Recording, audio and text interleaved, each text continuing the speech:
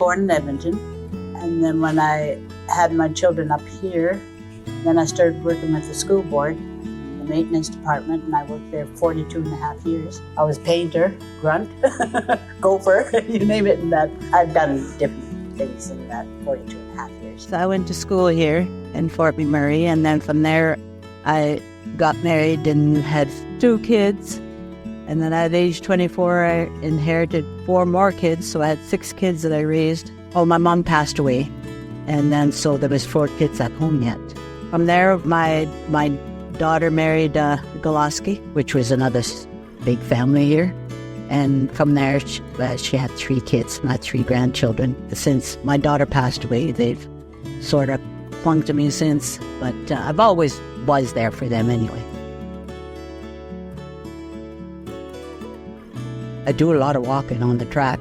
I joined the seniors program. I do a lot of reading, a lot of visiting, a lot of volunteering. I keep myself busy. Even though I retired a little over 2 years ago, I still take on houses to paint. The Métis building, I painted that. It started off, well, can you do the boardroom? Next thing you know, could you do that office over there? Pretty soon I'd done the whole building. 11 offices, 2 washrooms, hallway.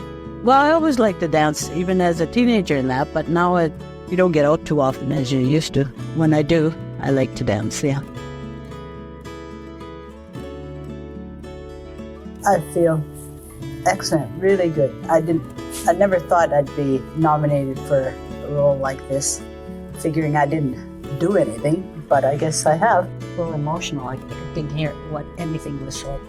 I just, froze. I was born and raised in a settlement called Fish Lake Métis Settlement. I lived a lot of places in northern Alberta, all through northern Alberta. Raised my kids in Edmonton, Gruyere, Grand Prairie, Lac La Biche. So those are the northern communities I've lived in, but I've worked in a lot of the northern communities. So I got friends all across northern Alberta, all over Alberta actually, but that's kind of where my workload has been. So I came up and started, and I thought it was 204, but I used to travel up in 204. I noticed my contract back in the day is about 205. Anyway, something like that, and I stayed for 4 years, helped the local get started, put it on a path, put a system to it, and then I left for 5 years, and I came back in 2013, so I was working with SEMA at the time, but even then I got back involved with the local, the community who I understand. When I wasn't working, I was going to membership meetings, getting involved in whatever they're doing, trying to be a part of that. And even when they were doing something, I had enough friends to be a part of families and friends. And then the fire course hit, and then I got hired on in 2016.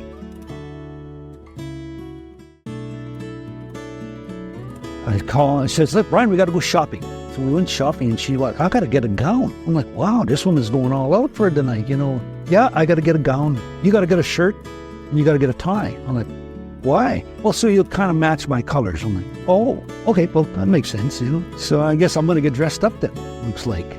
Yeah, you got to put on your jacket. He said, oh, all right, put on your jacket. What's going on here with this woman? She said, fancy. I guess I got to get dressed up. Yeah. That night, she was exceptionally glamorous and brought her daughters. Her daughters came and stood beside us, Melanie, of course, she always calls me dad, but Kenna to speak up, and Chantel to say, we recognize Brian as our dad, we like her as our dad. That's pretty powerful stuff when you say publicly, Pretty emotional, and then when they start talking about the little girl, I couldn't take it anymore.